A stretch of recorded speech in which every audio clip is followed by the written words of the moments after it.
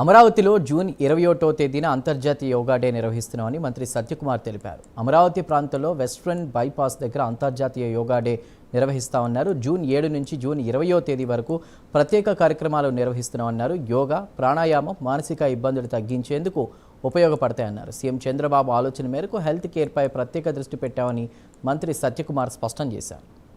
వేల సంవత్సరాల భారతీయ సంస్కృతి తత్వశాస్త్రం మన భారతీయ జీవన విధానానికి ప్రతీక యోగా. అనేక సమస్యలకి యోగా, ప్రాణాయామం, ధ్యానం అనేవి సమాధానం అన్న విషయం మనం చూస్తూ ఉన్నాం. దాని కారణాన్ని కేవలం భారతీయ సంస్కృతిలో మాత్రమే నిబిడీకృతమై ఉన్న ఈ యోగా ప్రాణాయామాన్ని ప్రపంచానికి పరిచయం చేసి yoga for one earth one health పేరుతో ఈ దేశ ప్రధానమంత్రి 2014లో చేసిన ప్రతిపాదన మేరకు ఐక్యరాజ్య సమితి జూన్ 21న ప్రపంచ యోగా దినోత్సవంగా గుర్తించడం, 175 దేశాలకు పైగా యోగా దినోత్సవం నాడు జరుపుకుంటున్న విషయం కూడా మనం చూస్తూ ఉన్నాం.